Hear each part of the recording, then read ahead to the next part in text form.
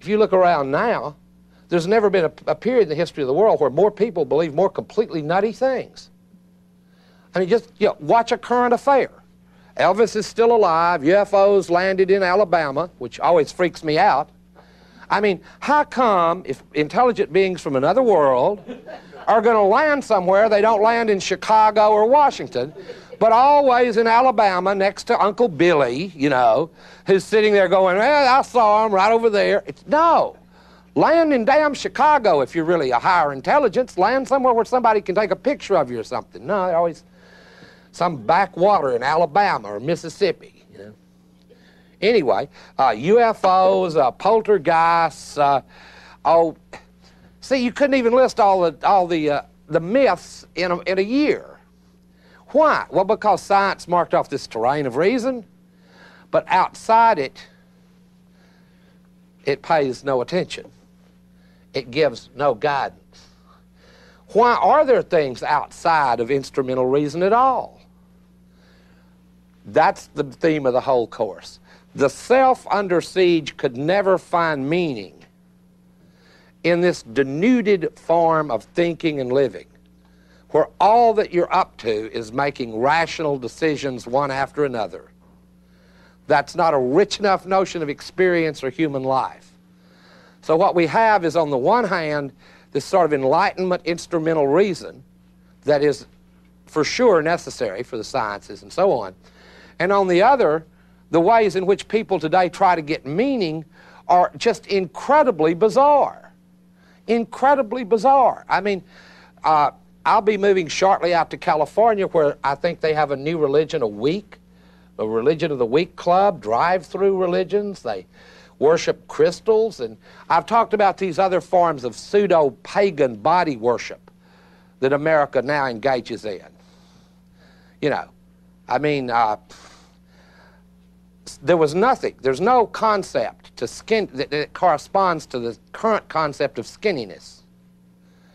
I mean, I'm a little fat, and in this age, that is a mortal sin, worse than mortal sin. I mean, skinniness is a religion. I mean, we've got lots of mythic religions. The Enlightenment, in other words, carried myth right along with it. It did not kill it. And it may be that this entwinement of enlightenment and mythology is what is most important to understand about the situation that we're in now. By that I mean in the late 20th century, because now our technologies are themselves quasi-mythological. Virtual reality. You have a movie about virtual reality. A guy gets in a suit and enters a world of neural networks and goes, I am God here. This is pretty pagan stuff, except for one small thing. They can build these things. Otherwise, we'd be laughing about it, except they can build them. And if you don't believe that the first replicant or cyborg they build will be Elvis Presley, you're already wrong. There'll be a lot of money in rebuilding an Elvis. The first cyborg, I predict today on film, I'll be captured for the ages, the first successful cyborg will be Elvis, because you just have him right back to King, and probably there'll be a national vote on whether we want to build the young or the old Elvis. I mean, so that's the funny part. The unfunny part is that I do believe this entwinement of myth and reason is very real. A film that's a classic film that shows it is Dr. Strangelove. Wonderful performance with Peter Sellers. Great movie. If you haven't seen it, please see it.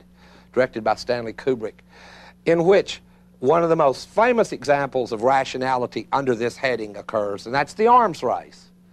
Both sides keep building and building and building and building and building, and every move by one side calls forth a rational move by the other. The only problem is that if it continued, the outcome would not have been rational.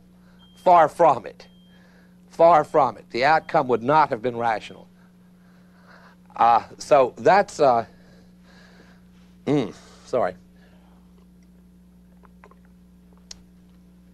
That movie captures that nicely.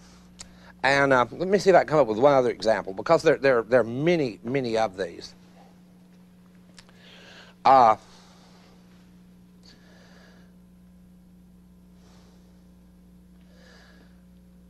The economy is filled with them. Let's take trying to start a union. Let's say you want a union, and when American workers used to have them, we had steadily rising wages. We had them for years and years and years. Since we haven't had many unions, we haven't had that. Maybe a connection there, I don't know. But trying to start a union always suffers this problem. You have to transcend instrumental reason to start a union, because it's not rational for the first 3 people to join. You follow me? The first 3, it's not rational. You have to convince them there's a bigger rationality than theirs at stake, something that transcends their selfhood, or they're not, or you haven't got a union.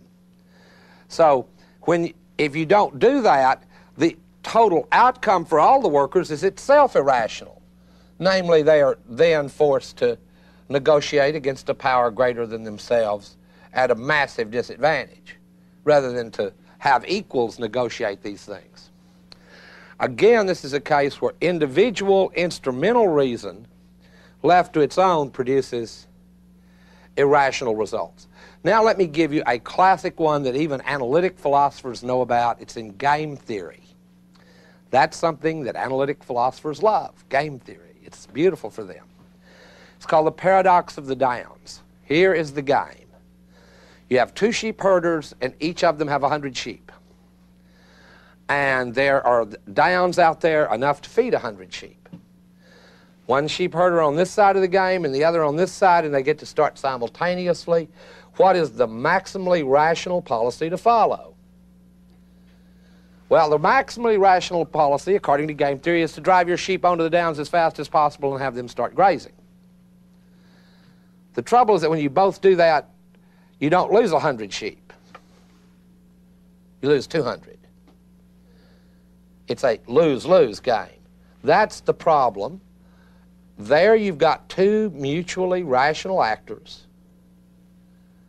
doing the mutually rational thing, and the outcome is irrational.